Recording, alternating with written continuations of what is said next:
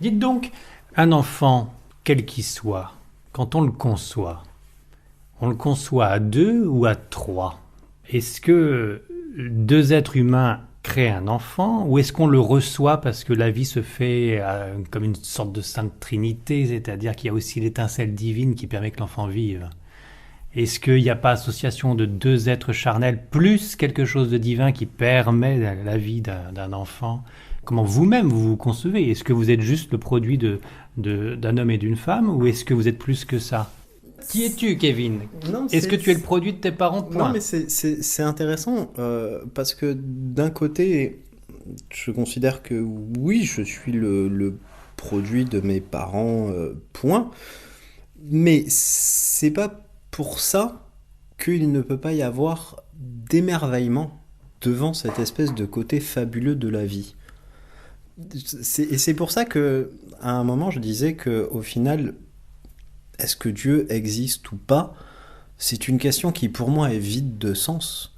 Parce que si tu regardes, bon, on connaît pas grand-chose, mais tu regardes les planètes d'à côté, tu regardes Mars, Vénus ou quoi? C'est du roc, du caillou, c'est du minéral, c'est des choses qui ne bougent pas, qui ne se transforment pas, qui ne vivent pas. Mais qu'est-ce que tu peux dire ça? Mais tu te rends pas compte, avec toutes les météorites qui se prennent, avec tous les mouvements internes de ces planètes, ça a de la vie. Ça a de la vie Non, aussi. Ça a pas de la vie, et puis sur les... Ça a de la vie. Et Ça a même des bactéries qui ont de la vie. Sur les mouvements internes, en plus sur Mars, c'est un peu raté parce que Il y ça a des vents, il y a des vents Non, mais solaires, ça- il y a tout ce que tu veux, il y non, a de mais la ça- vie ça fait partout. longtemps. Non, mais c'est pas de la vie, c'est pas quelque chose. En fait, Chacun sa définition de la vie, mais bon. tu sais comment est-ce qu'on définit la vie? Ce que je vois, c'est que la vie est partout, y compris dans les Non, non, pierres, non, dans non, les non. minéraux. Est-ce que tu sais comment scientifiquement on fait la différence entre quelque chose qui est vivant et qui ne l'est pas? Un scientifique, mais c'est pas un scientifique qui va me définir la vie. Non, mais c'est parce que c'est intéressant. Est vivant quelque chose qui est capable de se nourrir et de se reproduire. Et c'est ça qui va faire la différence entre le vivant et le non-vivant. On peut remarquer que même dans cette définition, on a un cas en particulier qui est très borderline, qui est celui du virus, qui est un organisme qui se reproduit, mais qui ne se nourrit pas. Mais qu'est-ce qu'on en sait?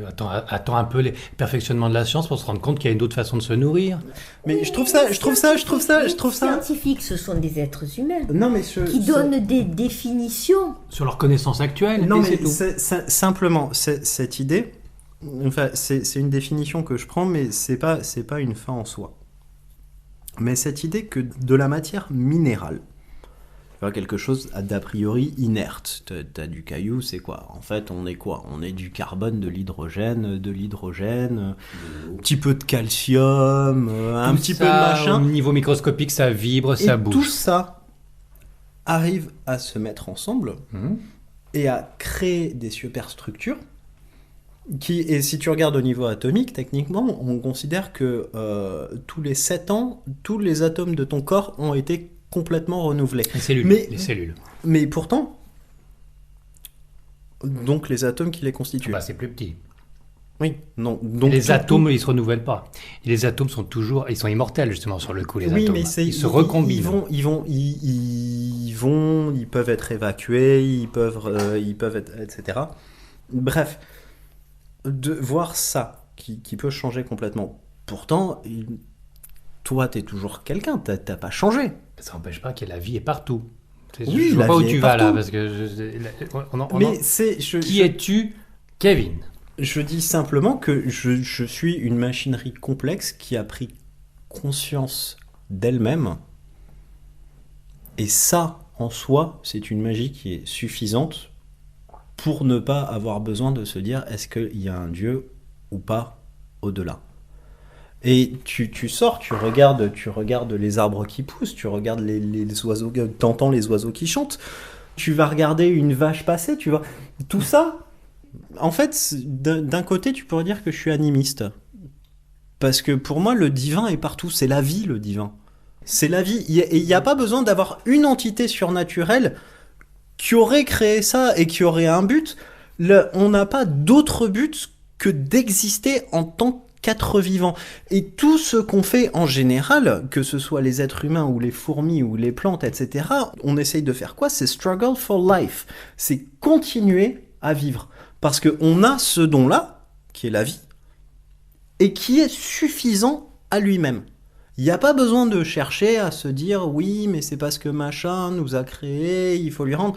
Non, on a cette chance, tous les matins on se réveille, on respire, on voit le soleil, on entend les oiseaux chanter, on voit l'herbe, on voit. En fait, Dieu c'est nous. Oui, tout à fait. Mais il Dieu a est fait pas l'homme loin à en son tout cas. image ou pas? Hein? Dieu a fait l'homme à son image ou pas? Oui, mais quelle image? L'image de l'humanité. Hop, hop, hop, c'est pas certain. En tout cas, je résume. Pour toi, tu es une machine merveilleuse qui a conscience d'être, c'est ça? Oui. C'est ça. Alors, Paul, qui es-tu, Paul? Est-ce que tu es donc le fruit d'un amour fabuleux, matériellement, biologiquement conçu grâce à papa et à maman? Ou est-ce que tu es une âme incarnée ou réincarnée Je sais pas qui je suis. Je ne saurais pas répondre à cette question. Moi, je suis toujours, je me pose toujours des questions et j'aimerais, parce que je pense que ça faciliterait la vie, j'aimerais croire À quoi? qu'il y a quelque chose d'autre. J'aimerais être plus croyante. Pour moi, ça serait plus simple, bien sûr, mais je suis Mais il y a toujours un en doute. train, mais voilà, de me poser des questions et me dire et pourquoi et comment et voilà. Ouais. Et puis ça dépend du jour, ça dépend du moment, des Exactement, humeurs, etc. Mais exactement. qui est Paul? Est-ce qu'elle est une réincarnation? Tout ça, tu ne sais pas. Non. Et c'est pour ça que je dis j'aimerais croire, je suis attirée par les religions Oui. quelque part parce que je me documente pas mal sur toutes les religions, j'essaie de savoir, j'essaie de comprendre et j'aimerais croire, j'aimerais être persuadée que c'est ça. Et pour l'instant, tu n'as pas la moindre certitude et tu n'as donc pas une religion d'ancrage non plus. C'est le doute. Je suis comment dirais-je, de tradition catholique. Oui. Voilà. Maintenant, après, ce que je reproche à la religion catholique aujourd'hui, c'est toutes ces histoires qu'on nous a racontées. Si on nous avait dit la vérité. Quelle vérité. Et puis c'est justement par des paraboles Non, et mais des... le problème- Quelle histoire? Le problème, c'est que l'histoire de la religion catholique, elle évolue. Quand on n'arrive plus à croire quelque chose parce que l'éducation qu'on a et la connaissance qu'on a fait qu'on ne peut plus croire à ça, on nous l'aménage. Et Alors précisément. précisément, je sais pas aujourd'hui. Bon, par exemple, quand on lit l'histoire des papes, quand on lit l'histoire des... Bon, les légendes dorées de tous ces papes soi-disant saints qui étaient des manipulateurs pour le pouvoir, et puis tous ces saints qui n'existent pas, mais ça a Ouais, maintenu le bon ouais, peuple. ouais. D'accord. Oui, mais enfin ça, bon, c'est de la manipulation religieuse dans Oui, tous mais les pays. Pourquoi on nous a fait ça? de la politique plus qu'autre chose. Oui. Oui, voilà. Mais enfin, Pourquoi- si on va à la source, si on va aux évangiles, les 4 évangiles, c'est une sorte de témoignage relaté par différents scribes, en tout cas. Oui, c'est mais un- voilà, c'est pareil. Les quatre évangiles, c'est le Concile de Trente. C'est ces 4 évangiles qui ont été choisis parmi d'autres et qui sont devenus un dogme a posteriori, quoi. Oui, mais, Oui, mais c'est qui ont été toujours... choisis après réflexion. Non, mais c'est toujours selon. Après réflexion ou C'est- selon les besoins selon les besoins de l'époque. Ça a changé. Voilà. Non, il y a eu plein d'apocryphes après. Les 4 évangiles, il y en avait d'autres, d'accord, mais ceux-là, c'était les plus tenus, les plus proches. Après, qui ait des mauvaises traductions, qui après, il y a des manipulations, des coupes, etc. Bon, parler d'accord. de ça, mais... Alors, on va aller sur Christian. Qui est-il, Christian? Comment il se conçoit lui-même? Compliqué. C'est toujours été très compliqué, Christian. Ouais, c'est compliqué parce que, comme je te disais, bon, j'ai subi quelque part l'influence de la religion catholique. Donc, tes bases, c'est catho. Voilà. Donc, mais enfin, je suis pas du tout catho. Je ne pratique pas. Oui. Je ne respecte pas le Vatican ni le pape. Ce sont des gens qui m'intéressent pas. Pas plus eux d'ailleurs que les autres religions. Et moi, j'ai un problème parce que dans une famille, il y a un père, une mère, et moi j'ai perdu mon père très tôt. Donc l'éducation, tu te la fais comme tu te la penses. Donc, j'ai pas toujours raison, mais moi, je suis comme je suis. Donc, j'ai fait des erreurs, j'en fais encore, j'en ferai encore, mais je bouge pas de ma ligne de conduite. Ce qui fait beaucoup de problèmes à mon épouse, mais moi, j'ai une ligne de conduite, je bougerai pas de là. Comme je disais tout à l'heure, moi, le matin, quand je me lève, j'aime me regarder dans la glace. T'es droit dans tes bottes. Voilà. Et parce que tu t'es construit toi-même par la force des choses. Voilà, par la force des choses, et avec des erreurs. Hein. Je ne dis pas que je suis un saint, que tout ce que je fais c'est bien et tout, mais moi, j'ai des principes et des règles, et je crois à certaines choses, je ne crois pas à toutes ces religions, tout ça, c'est que du bidon. Tu es pragmatique, ce qui marche, et ce que tu as constaté, tu les gardes, et puis les autres, voilà. Voilà, et puis... Mais alors, est-ce que tu as un esprit quand même incarné ou... Par contre, je serais quand même tenté à croire à la réincarnation, et à croire que notre vie, même si elle se termine matériellement par la mort, ça peut continuer. D'accord. Bon, et on termine. Moi, ce que je pense, bientôt. c'est que la période que je suis en train de passer sur Terre, elle n'a aucune raison d'être s'il n'y a pas autre chose après. Enfin, moi, j'arrive pas à comprendre ça, voilà. D'accord. J'arrive pas à comprendre pourquoi je suis arrivée là, pourquoi je vais passer un certain nombre d'années et je vais partir. Ça aura servi à quoi? Ça fait rire Kevin. Ouais, c'est une blague en anglais. Why did the chicken cross the road? Voilà, oui. Pourquoi exactement. le poulet a traversé la route? Oui. Mais ça revient un petit peu à ça, quoi. Oui, pourquoi moi, le poulet a traversé la route, Ouais, quoi. mais moi, j'arrive pas à comprendre. Je me dis, Et mais pourquoi à quoi pas ça sert? Pourquoi des fois, je me dis, mais alors, il vaudrait mieux, je suis maintenant, j'ai 57 ans, je vais aller m'asseoir dans un endroit qui me convient et je vais plus m'embêter, je vais plus rien faire et je vais, voilà. C'est-à-dire même pour sortir de ta petite personne, mais c'était ma question sur ta petite personne, mais au niveau humain, pourquoi, même mondial, pourquoi cette création? C'est ça. S'il n'y avait pas un but. Mais ça, j'arrive pas à ça comprendre. fait des millénaires que l'homme se pose la question. Et Mais oui. a peut-être créé Dieu, ou alors a compris que Dieu nous a créés. Voilà. Ceci dit, enfin, je sais pas ce que vous en pensez, mais je trouve qu'il y a quelqu'un qui pose beaucoup de questions, mais qui ne donne pas son avis. Mon avis, vous l'avez à travers toutes les interviews et toutes les rencontres faites sur la France entière, sur Élévation. Je vous remercie de m'avoir reçu. Je suis obligé de terminer l'entretien, car je vois mon petit magnétophone qui clignote en disant batterie low. C'est pas le chicken qui traverse la route, mais là c'est batterie low, donc ça va couper dans 2 secondes.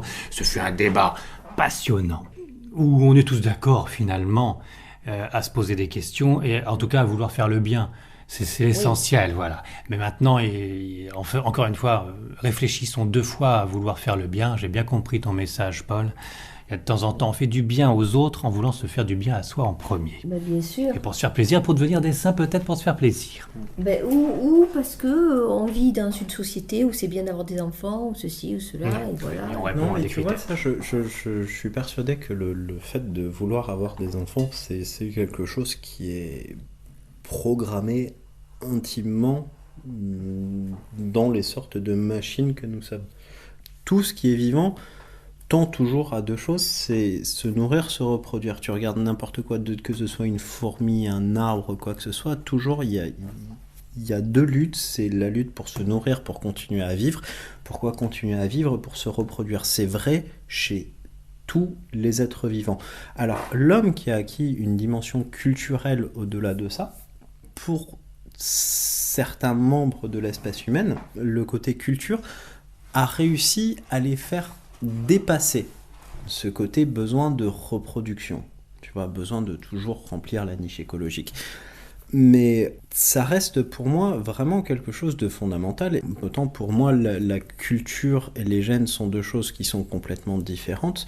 Mais par contre, le besoin de reproduction et les gènes sont 2 choses qui sont absolument reliées. Et pour moi, ça ne m'étonnerait pas qu'à la limite, il y ait même dans les arcanes de nos gènes, une programmation qui soit faite pour que nos cerveaux soient programmés pour permettre de ressentir une sensation d'accomplissement de par le fait d'avoir des enfants, que ce soit de manière naturelle ou non naturelle. Mais tu penses pas aussi que quand on aime quelqu'un, on est une personne.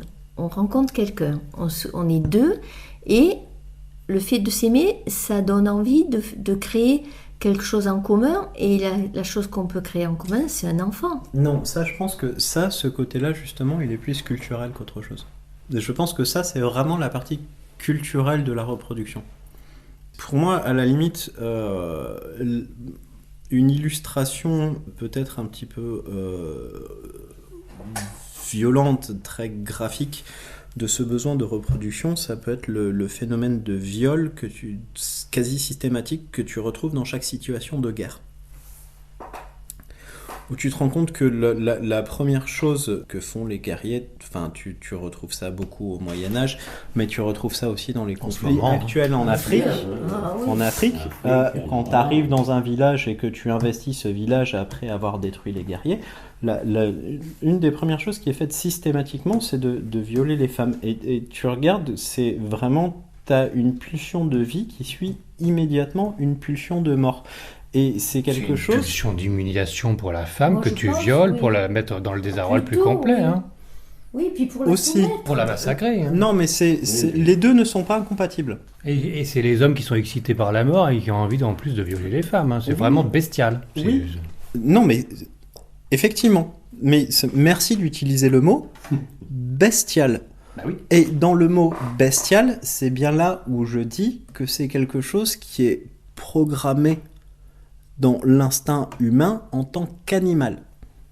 Et le mot bestial est particulièrement bien adapté. Et c'est bien pour cela que nous ne sommes pas que des bêtes et que la religion nous aide à nous élever au-dessus du mode bestial et de niquer tous comme des lapins. On est peut-être plus haut qu'on ne le pense et qu'on peut peut-être supplanter ce genre de choses. C'est pour ça que la procréation et la reproduction pour l'être humain, on est déjà assez nombreux sur Terre, et c'est pas toi qui as été en Inde plusieurs fois qui va me dire le contraire. Au bout d'un moment, c'est peut-être pas mal de penser à autre chose que se reproduire. Ça va, l'être humain, il n'est pas en perte. Hein. Paul, Christian et Kevin, merci. On a beaucoup discuté. C'était un plaisir. Ce fut réciproque. Je ne sais pas si on a réussi à s'élever, à parler des entités, des esprits et de l'au-delà, mais au moins on a vu que on est appelé pour être meilleur. Hein, voilà. Dieu reconnaîtra les siens. Oui, oh c'est bien ça, Christian, ça me plaît bien comme fin. Chercher quelque chose, c'est parfait. Merci à tous les trois. Merci. Merci.